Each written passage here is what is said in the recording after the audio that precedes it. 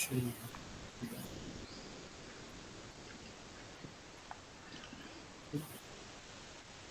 Did you share your screen? Not yet. I will share it. Some permission related problem. Can you see it? Yeah, I can see. Okay. Uh, Let me go to full screen. So once I am got full screen, I don't see any chat. So That's if okay. there is I will be watching the chat. okay, if some question is there, let me know. Yeah, so that I will communicate. Okay. Okay. Thank you, Ritesh. So let me introduce myself. I'm Rajesh Nayak, working on the gravitational wave data analysis. So today I'm going to give you a quick overview or review of ML in gravitational wave astronomy. I am myself not really working on this. I still use a standard method, some slightly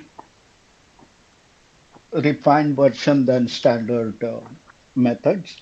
So let me tell you about various aspects. I am part of this LIGO India scientific collaboration that is called LISC that looks after LIGO India science, and then it's also part of a larger collaboration, LIGO scientific collaboration, which looks after the science of uh, LIGO collaboration with Virgo and Kagra collaboration.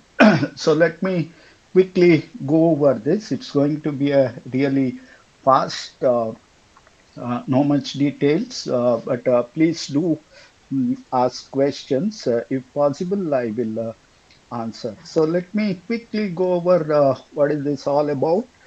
Gravitational wave astronomy. In 1916, Einstein proposed a relativistic theory of gravity. It's called general theory of relativity. Um, So, Rajesh, yeah, your slides are not visible. slides are not visible. No. Yeah, I'm Uh, seeing that screen, that infinite mirror screen. So maybe you shared the screen window rather than the no, screen. I shared the screen. Let me share again. Okay. Yeah, Entire screen. This share. Uh, what do you see? I see again the this Google Meet screen. Yeah, let me go to full screen. Yeah, now I see. Now I see. Yeah, It's not full screen yet. yeah. Full screen now. Huh? Yeah, now it Okay. is. Yeah. Okay. So, okay, first page you missed. I think it is this. Nothing Yeah. much there. So let me quickly go over here. Einstein proposed this theory in which major change is that it is fully relativistic, and the gravity is reflected through the space-time curvature, which is given by the Einstein field equation. So the here geometry is represented by Ricci tensor, or this total part is now called the Einstein tensor. It is a divergence-free tensor.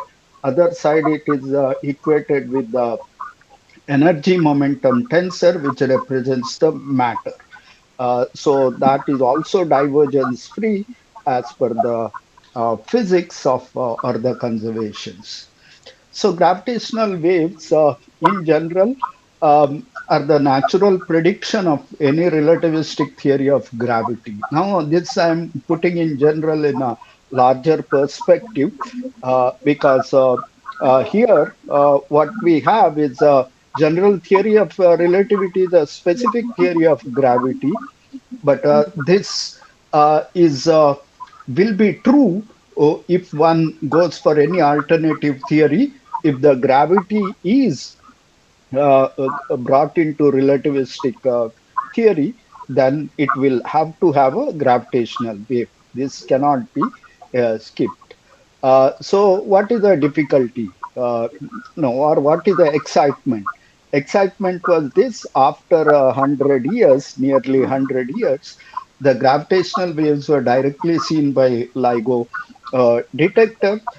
In this, there is an event: two black hole merged.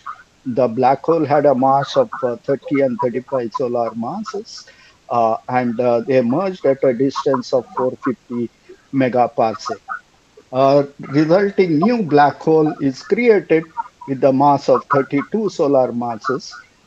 Three solar mass is lost in terms of energy, that is a gravitational wave.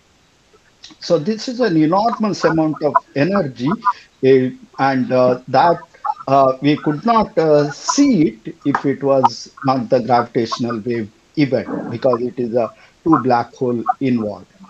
So this involves a lot of analysis.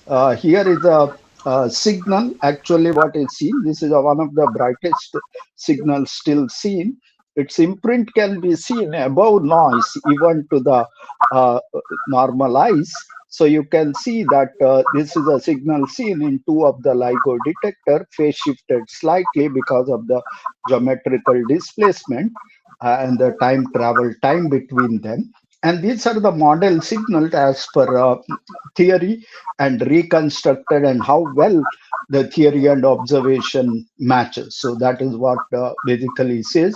What is seen was mergers of two black holes. So this is an involved topic which involves a lot of computation, especially numerical relativity, because the Einstein field equations are nonlinear differential equation. It is not possible to solve them, so this has to be numerically solved, and the waveform can be extracted. Otherwise, one can use various approximate schemes. Now, let me come to quickly what are the problems. The main problem here is that the gravitational wave, as per the theory, is emitted as a rate of change of quadrupole moment. That is, a gravitational wave amplitude h mu nu is proportional to dipole quadrupole acceleration, with the coupling constant given by gc to the power 4. The important point to note is here is a gc to the power 4 is a very, very small number, because c is 10 to the power minus uh, c is 10 to the power 8, and g is 10 to the power minus 11. So practically, it's not possible to see any a Earth-based gravitational wave, or it's not possible to generate through the Hertz kind of an experiment. So one need to rely on astrophysical and cosmological sources, where large amount of masses involved, moving very rapidly in a non-asymmetric fashion. So binary black holes, or binary compact mergers, naturally satisfy this condition. In addition, this event can be well modeled using the Einstein theory of relativity, both using the approximation as well as a numerical relativity. Let me quickly go over to the detection, how these detections are done. So these are the space-time ripples passing through this outer space-time. The best way to measure them is consistently keeping track of distance between two or more points.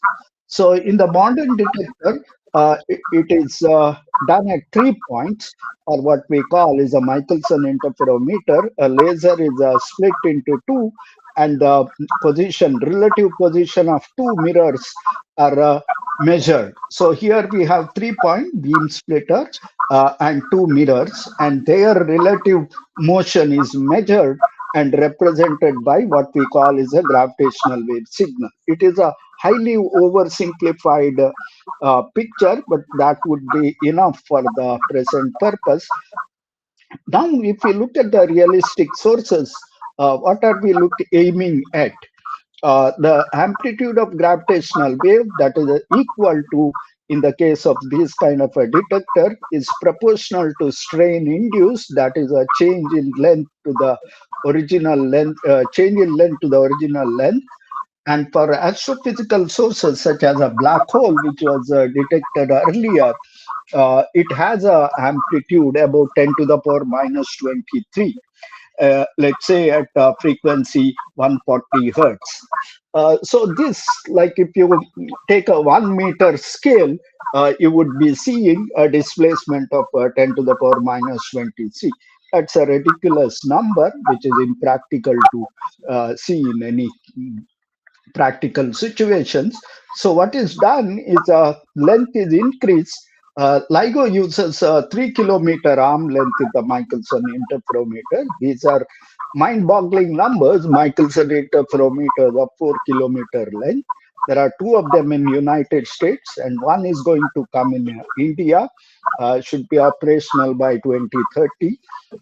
And we have Virgo and Kagra, approximately 3 kilometer length. So they constantly keep track of distance between them. So again, let's go ahead. Uh, Let us emphasize on the ML-based technique used here. Again, I am going here quickly as to give an overview and emphasize the point that a lot of work is going on this area, and a lot of new approaches are coming over classical approach. Classical approach is generally computationally heavy. On the other hand, you reduce that using the machine learning, and it also has other natural advantages, such as some of the hidden features can come out, some of the earlier not detected signal can be detected. There are two active areas in which this has being done. So this include the instrumentation science and the that is how exactly the Michelson interferometer can exploit the ML-based technique, and the other is data analysis, which is used for the inferences about the sources, that is doing the active physics or astrophysics. These are the areas in a lot of development happens. Now, when it comes to general appeal, instrumentation related issue may not be in general applicable to everyone, because this is closely connected with the details about detector, how they are operating, what is the problems involved, how to solve them, and all that may not be openly available. It's a part of LIGO scientific collaboration. One need to be part of this. On the other hand, science data is in general is open. It is open through what is called as a gravitational wave open data science center. So if one go to that site, one can generally download all the detail. There are a lot of tutorials there available, how to download, how to use the standard methods to calculate, see what is predicted, whether the what is claimed is really happening or not. All that thing you can check yourself. So there are enough tutorials over there, and one can use to it. I am just showing a pointer. Please do look at this site. It's very easy to reach, and there are plenty of resources there. Uh, but they are mostly uh, connected with the downloading the data from the science channel, and what are the details and how to use all the related packages and apps, and how to use the standard technique.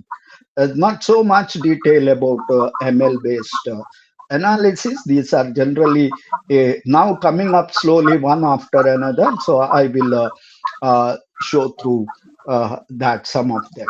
Now let's come back to in detail what are the problem is faced by gravitational wave detector. First, I briefly go over the detection side. This involves basically maintaining this Michelson interferometer. Some of you might have done this experiment on the tabletop in your master's or bachelor's physics lab. Is one of the very difficult experiment to keep this aligned and so on. Now imagine this as being blown up to 4 kilometer size, and then you see how much difficult it is. So earlier, alignment and all this has to be done through the manually. That means that laser is sent, it is aligned properly, and mirrors are adjusted so that it is aligned, and then you take the data, and then you switch to science mode and say detector is running. Suppose suddenly some disturbance happens. For example, seismic signals are one of the major problem for most of the detector. So there is some earthquake happening nearby 4 or 5 magnitude, and then this mirror starts moving because of that. There are seismic isolator. However, earthquake of large magnitude is very difficult to completely isolate. So these measurements are very sensitive, and this will easily overwhelmed by the seismic signal. So the lock in the detector get knocked off, and then again it need to be done. So nowadays, what is happening is this is one of the first papers, but this is not the only work. It is coming from lot of smaller minor work. This is a complete like a compilation of how the ML is used actually to control and locking the interferometer. This is a very involved detailed topic. One need to be full access to the interferometer and data and how it functions and so on. You can see it's a small set of people, but they are actively working. Let me quickly comment how it is done. Let's forget most of the detail here. This is a fancy version of Michelson interferometer. The top part is simply the Michelson interferometer. Lower part, here you can see photo detector where actually signal is measured. In the lower half, what they do is they filter a small amount of data, the image directly going into the photodiode, and transferred and sampled through the video, and that is almost equivalent to what you get in the photo detector, and that is analyzed. Now what happens here, uh, let me get into a bit of a detail here. The mirror in the interferometer, the test mass for detecting gravitational waves need to be freely falling. Of course, freely falling, you cannot have a fully freely falling mirrors. They would fall down and hit ground and crash. So people prefer the next safest option. That is, you suspend them using the what you call is a pendulum. These mirrors are like pendulum. They are suspended using the very strong quartz uh, ropes, and they are like a Galilean frame. Pendulums are a very good two-dimensional Galilean frame, so it is a good inertial frame. So that is what is used. So these mirrors are in principle are freely moving, so that is what they oscillate, and when wave going through them, they sense that motion. So this motion has all 6 degrees of freedom. You measure all 6 degrees of freedom here and take a glimpse of them. Now you have each mode of oscillation, pitch, yaw, and uh, all that you can see for all the mirror, and then you look at the images coming at the data and try to understand using the ML and relate to the property of the control system, and then you reapply the necessary correction to this small mirror such that everything get adjusted. So this way alignment can be done, this mirror can be placed. If there is a threat of uh, this thing, because now it is a ML based technique. You can also use it to sense the uh, seismic data and analyze, see whether there is a possibility of a earthquake, and that data also you can slightly advance earthquake actually hitting to the detector site. You can predict them, and then you can approximately take the uh, necessary action to lock the mirror and not let them be damaged and things like that. So now this is automatically happening. So in principle, this saves a lot of trouble, because one, it most of the time small disturbance it doesn't care and goes on. And then second thing is, it allows runtime more, and it also reduces a lot of noises. These techniques can be used to reduce, mitigate noise effects, and have a better seismic isolation and things like that. So that is a one interesting paper. Those who are interested should see this, and there are a lot of references connected with this work and collected topic. This mainly covers this topic. Of course, one disadvantage here is that many of these data may not be freely available for in general for public. Let's quickly go over what one can do more about this. There is another application people have been using it, what is known as quantum squeezing. Now, you all might be know that lasers are best optical devices which work both like classically and quantum mechanics. They have a optimal ratio of delta x and delta p, or uncertainty principle is exactly equal to h bar by 2 pi or 4 pi. So that makes it an interesting category. So uncertainty principle at some stage hits the detector, and it is no longer possible. Laser performance can be improved uh, with the stability. That means that there is an uncertainty in the measuring the amplitude versus phase of the laser because of uncertainty principle, and that comes to picture at some stage. Now, question is, can that be done? Answer is yes. Laser can be tuned away from this classical stage to quantum stage, what is called the squeeze laser. You can increase the uncertainty in the amplitude measurement, ignoring the phase, or you can do other way around, measurement accurate in phase, throwing out the amplitude data.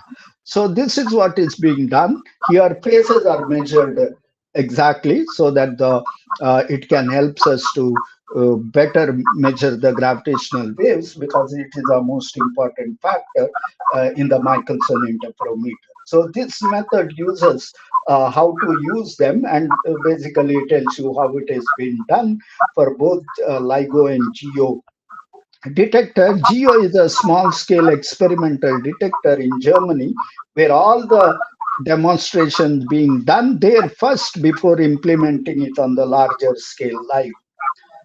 Now let us switch back to data analysis. Data analysis, one of the advantages is that because LIGO data is openly available, science data is available at the Gravitational Wave Open Science Data Center. I recommend everyone to go and see that site and see how to download and use them for the standard method.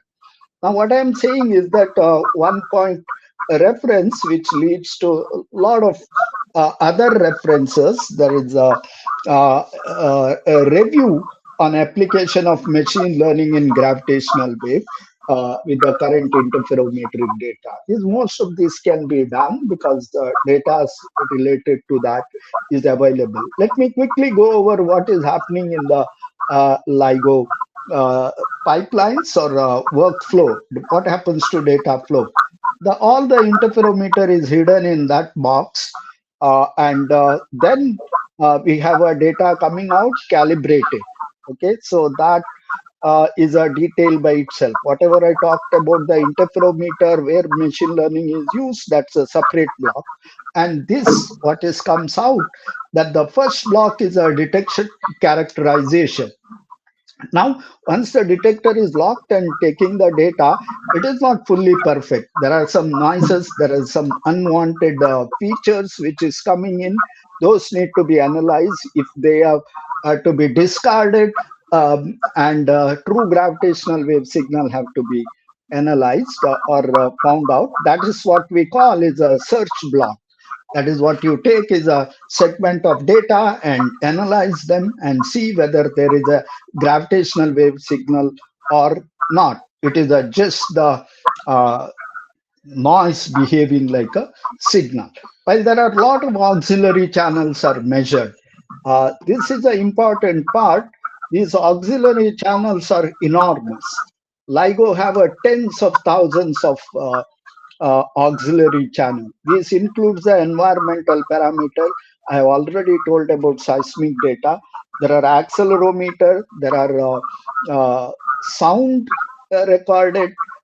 There is a magnetic field detector. Everything is detected around that 4 by 4 kilometer. That includes various parameters. All those channels are stored. There's a huge amount of data. Any problem comes in the detector, one need to consult this auxiliary channel and try to understand them. That is what is called the detector characterization. This is separate from the interferometer. This is trying to understand the data supplied by the interferometer and the auxiliary channel, environmental channel, and figure out what is really happening, whether detector is behaving sometime oddly or not, and how do we understand. So this has come from the long, hard uh, tests. From 1995 onwards, initial LIGO has been taking data to understand how detectors work. Currently, only detectors are sensitive enough to uh, detect gravitational wave. So that is a search. Once the search is done, one needs to match that with the astrophysical model and uh, get as many parameter as possible, and that is usually done through the Bayesian analysis. So let's first look to the detector characterization. Before that, let me see where all this ML is used. These are the some of the areas in which currently ML has been extensively used and applied, and they found that it has advantages. First one is the data characterization. One of the major problem here for standard technique is that the huge number of auxiliary channels. It's impossible to find the correlation with standard method uh, to this many number of auxiliary channel. You can do one, two, three at a time with the standard method, but ML methods are generally useful to look into large scale correlation between the different channels. That's one place, and understand the detector characterization. Now the waveform need to be modeled very precisely because the amplitude signal is deeply buried in noise, and that need to be searched actually through the piece by piece. So that is an involved this calculation. So this is where the waveform need to be known. That is also a large parameter space, properly done. Approximated techniques are there. Numerical methods are expensive. They cannot fill the full parameter space. So ML techniques are used to interpolate them, properly stitch the parameter space, and get what is called the template bank. Now comes the detection. This is where it is also useful. This runs day and night all the times on the detector output. It takes a small segment of data as it comes and looks for whether there is a data correspond to astrophysical signal or whether it is a noise. Now it says once it is compared with the noise, it says okay, there is a signal. Then we will go into the detailed parameter estimation. Only that small segment of data is handed over to parameter estimation, and the waveform model also goes in there.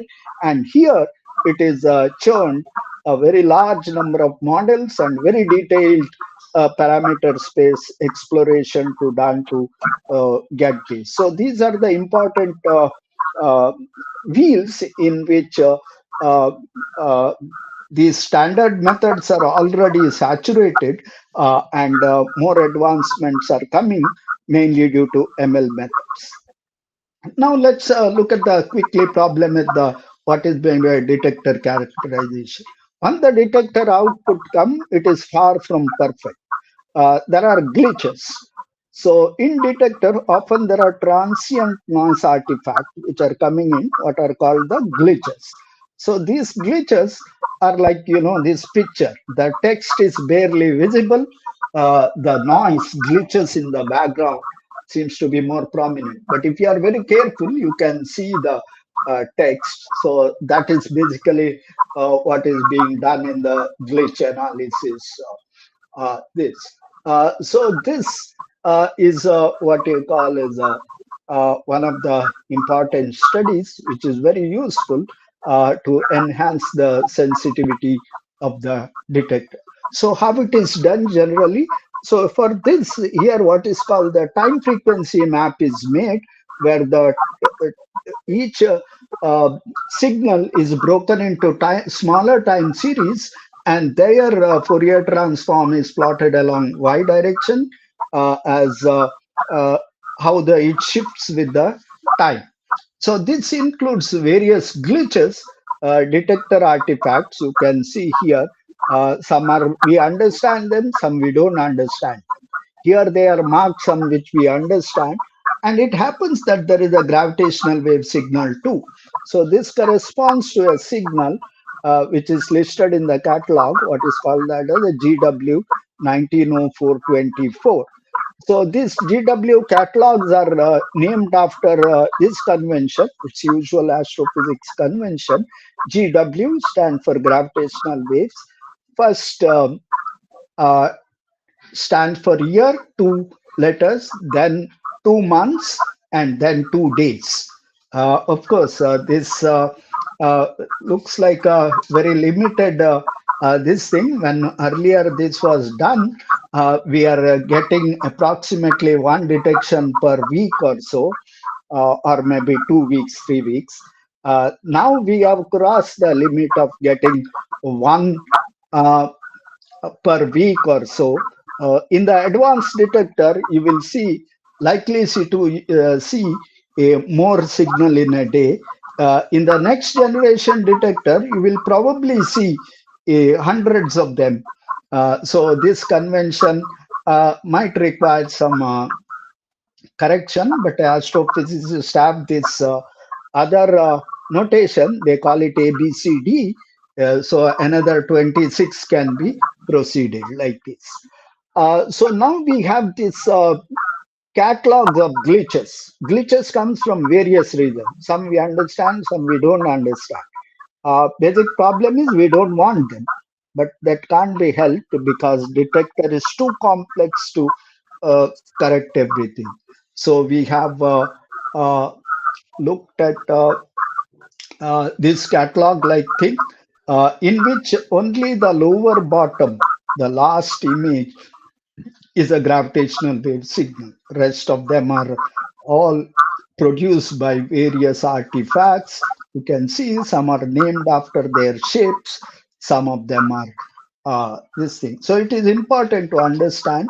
Let's come back to one of the important points. This is a signal called GW170817, one of the most important, arguably, detection or gravitational wave astrophysical event in the recent years. It is the mergers of two binary neutron stars at 39 megaparsec, and this was seen in gravitational waves.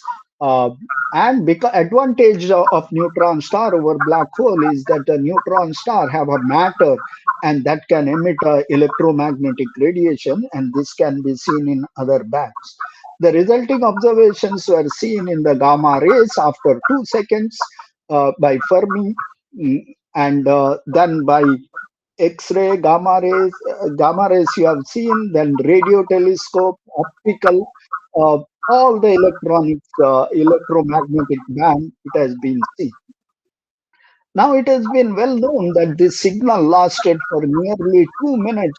That's a very long time. The black hole signal, because they are more massive, they live only to the fraction of second. In between, in one of the detector, that is a Livingston detector, there was a strong glitch. You can see them here. There is a track which represent gravitational wave signal, and then there is a huge glitch. It just completely washes out everything. But one advantage here is that the signal is long lasting, whereas the glitch was very short. It was only 1.1 second. So you could play around even without machine learning, right? You could simply cut that much off, small patch of data, and analyze further and get it. But modern times, that this is 5 year back, right? So it is more interesting things are done these days. Glitches are identified. I will not go into further into detail. There are some interesting um, uh, open projects as well as a community driven project. One of them is a call is a gravity spy, and there is also some witch hunting going on. These gravity spy is one of the you can get involved. It shows you how to get involved. Please see the web pages. They have a full detail. Does help to identify, recognize more glitches, come up with a robust mechanism. It involves interactive, both human driven and machine driven, so that eventually these two can be successively grouped together to get that. There is another project called Witch Hunt. Here also they try to do very similar thing. So we have this project where people can actually contribute and enhance the detector sensitivity. Now let's come back to this plot again. I will go ahead with the other two sections here. That is mainly detection. Up, there's something seems to be rattling here. Sorry, I got kicked out. What was that?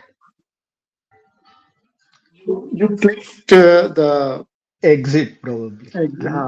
top this thing.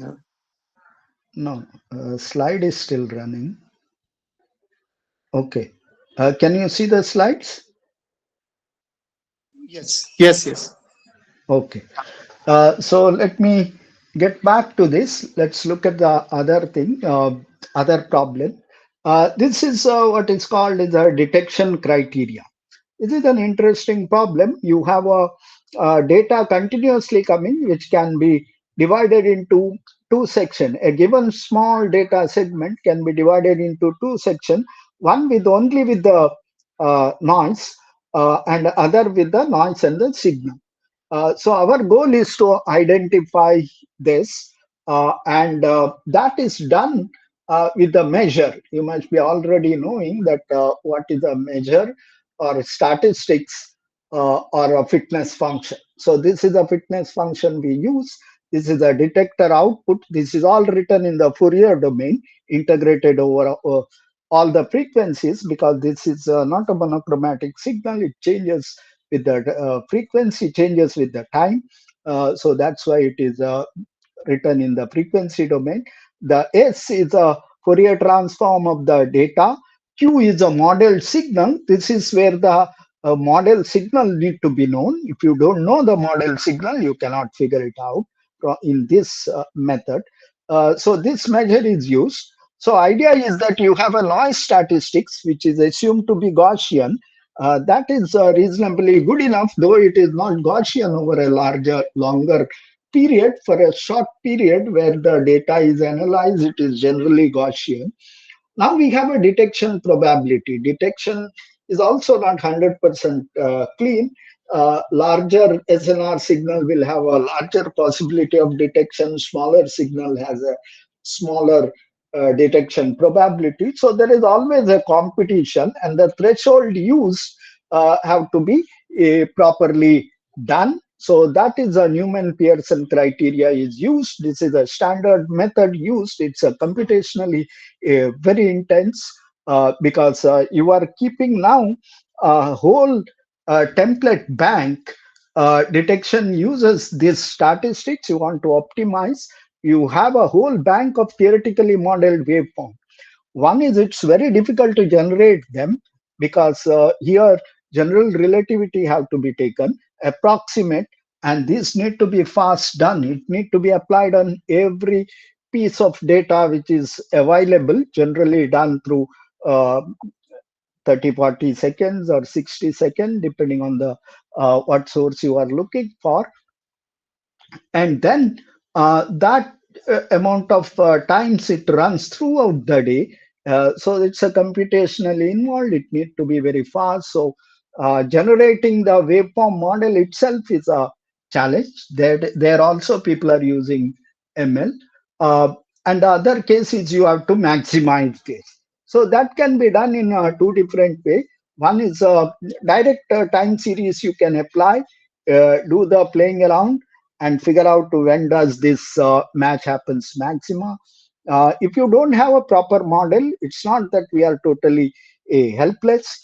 So there is a mechanism, unmodeled this thing. Again, you plot this time frequency map in which know the trace of a signal generated, and by looking at the excess power in the trail and matching their pattern, you can detect the signal. So these are the two alternative approaches which has been used, and machine learnings are currently being used in the both. Second one looks like more or less standard machine learning procedure which are used for image identification. Once you have the data, you do a Q, what is called the Q transform or time frequency map. Then you simply identify the features. It's like a telling a monkey is a monkey, donkey as a donkey using the machine learning. So whether it is a signal, whether it is a glitch, noise, whatever it is, it can identify. Otherwise, here you will have to use some other technique. You have a likelihood function. You have to make the region and then optimize them. All that thing have to be done. So these are fully evolved. The original this review, which has a lot of details about these procedures. They are given in detail. I am not going through them. The standard methods are computationally very extensive. We use some of the standard method with some non-standard flavors, but still not full-fledged machine learning. But you can generally refer to them, and they have a full detailed uh, papers, resources, and tutorials and Git pages are available. Once you detect the existence of a signal through that, next comes is a parameter estimation. So now, when the because the computational intensity or how many times the search had to run on the data, it's not practical to do full model analysis. That would be computationally very intense because, for example, I told you black hole signal are analyzed at the rate of 64 second or so, every 64 second. Now to do full analysis using full Bayesian analysis, one would require 3-4 weeks of computational time. So that are impractical to do live. So it is generally done on the small data set where you know that there is a signal. What is done here? It is basically what is known as a Bayesian approach, where you have a Bayesian gives you the probability a function given the data for a given model. L is a likelihood ratio of a given model that has all the model parameters theta, and then you can introduce your own favorite prior or extra knowledge we have gained, obtained, suits to extract the data, and denominator is just a normalizing constant. So this one tells you once you have the data D, then you see how your posterior get modified with your understanding of data taken with this model. So this is a standard procedure. You can also compare multiple models here using Bayesian. Bayesian need to be sampling the parameter space that usually done using the MCMC method because the statistical inferences require the uncorrelated sample to be taken. That is why it is very time consuming. You need to sample the entire space, and that is where the most of the trouble comes. When it comes to this, is a still developing area. A lot of people are working on this. Progresses are made, but still requires a lot of work. There are a lot of papers, but I found this an interesting lecture given by Stefan Grimm and Natalia. So this is in the European, you can easily get it. One of the advantages, there is a detailed description of how ML being used. All this, it is given for a workshop, so that's why it's naturally fits for people who are learning it. So this is says for Lisa data analysis, but don't really worry about it. These uh, techniques are very similar. There is nothing much difference between the two other than the sampling rate and data rate at each count. So one of the main advantage here is that you have a full-fledged open codes available. You can get them both the uh, talks, slides, and other thing. So that is one of the place you can get your hands on and do your stuff, learn it, extend, and so on. So that is why I'm directly showing it to this slide. So that is basically what I have. I've given you roughly the sample, what is going on, uh, uh, pointed to the various resources. I have not gone to the actual techniques. That is a detailed topic as you are learning for the whole month. And there are resources available to you. What is the summary? Gravitational wave itself is a rapidly growing field. So that is clear that modern science, astrophysics at least, is dominated by gravitational wave astronomy. More and more people and more analyses are being done. And next generation gravitational wave detectors are coming in next 10 years. So this makes it interesting. Number of events are going to exponentially increasing at the initial first round before these detector becomes saturation. Then the standard methods will not be applicable. They have to grow, otherwise we will not be able to make a best use of observed data. So it has become essential to use ML-based framework to overcome the limitations or computational capabilities. You may say that why not develop computational capabilities of and apply standard method. That's not the spirit. You know that modern thing is that to do smarter and better. So that is where ML based mechanism comes, and they have already shown their potential both in uh, tough jobs such as controlling and aligning detector to analyzing the signal to model parameter extraction to everything. So I see that the future uh, there is going to be a lot of ML technique, or maybe most of the analysis will be shifted to ML based techniques for the next generation gravitational detector. Okay, thank you. If there are some questions, uh, I will try to answer them.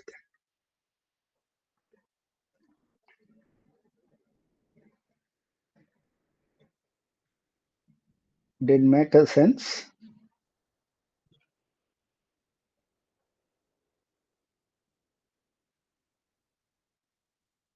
Am I alive? Yes, sir, you are audible. Okay. Okay, went too quickly on that. That was, I guess, is a time allotted. I shamelessly exceeded it.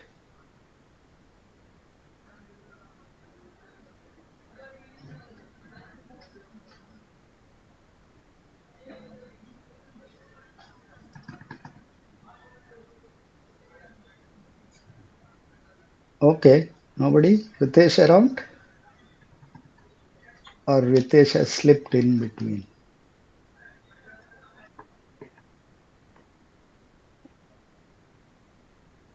Okay, there are various MLs method used. I can quickly show you some of these things. Neural networks are very dominantly used with the multiple layers. So this is a detailed topic. Let me quickly pull up this paper, which shows you most of these review and details. So let me quickly go over. So the basic idea was to give the overview. So I am myself is not an expert. So let us say that uh, this is one of the kind of a model where this is used for the this thing.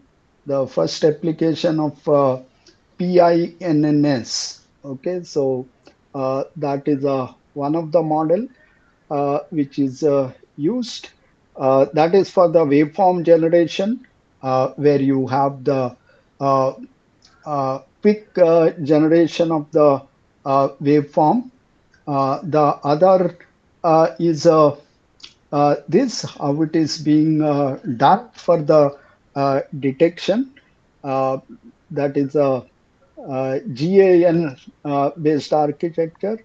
Uh, so that is to uh, identify the noise and signal where you. This is basically like a image recognition. You provide a noise image, that is a time frequency image, and noise image, and train the system, and then get it done. So that is a other thing. This also has various models there, exact models and all that thing. So uh, let me see quickly. That is another topic which I completely left out. Is basically a continuous wave. There could be them where continuously waves are coming. So I recommend that you, in general, can go through this quickly review and get all the details. More interestingly, there is a whole lot of pointing references, various works related to these areas, right? So that is what is a good thing about these living reviews, and they are freely available, and they are living. Means they will be time to time updated once or twice a year. So to have it mean so that it doesn't get old. Okay, that's not full answer to your questions, but Your screen is not shared. So, oh, not shared. no. Ah, okay. So let me do it again then. I thought I did. Where did this guy go? Oh, browser. Okay, let me repeat whatever I said. Entire screen, then share. Okay, these are the standard problem of now. Where did oh, not this. Okay, here. So this is a review which tells about the most of the data analysis technique. This is a living review, as I said. So let me quickly go over this. What are the model used? So the first one, I think this goes to only most popular ones. It doesn't describe the uh, other everything, but references should be there. So the first model is this. This is for the waveform generation. Waveform generation is basically interpolation kind of a thing where you know the parameters are seen at uh, some minutes, and then you interpolate. That is a PNN model. So that is a one model. The other model which is used for detection is this GAN architecture. So here basically is an image processing data. You give something into this buried in noise and try to identify the signal. And this is a sample. This is not the real signal. What we use is the time frequency match and corresponding thing. So, for example, other thing for parameter estimation, you can see this uh, presentation. This has a uh, more than necessary thing. You can work out the detailed codes are given. All the things are neatly described, how to do it, and so on. So that will have enough detail.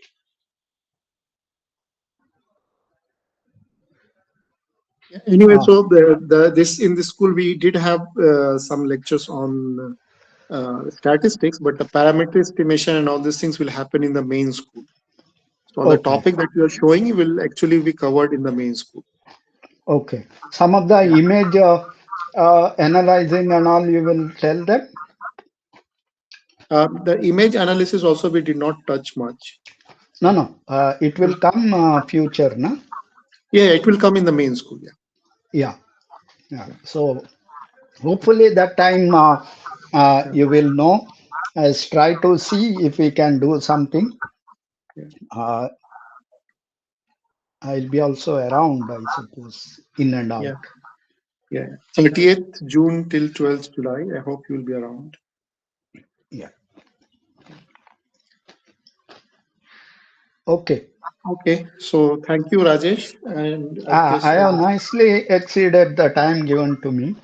no, that's perfectly fine because there's nothing else. So that's perfectly fine. Yeah. So I'll Okay. stop recording. Yeah. Bye. Yeah. Bye bye.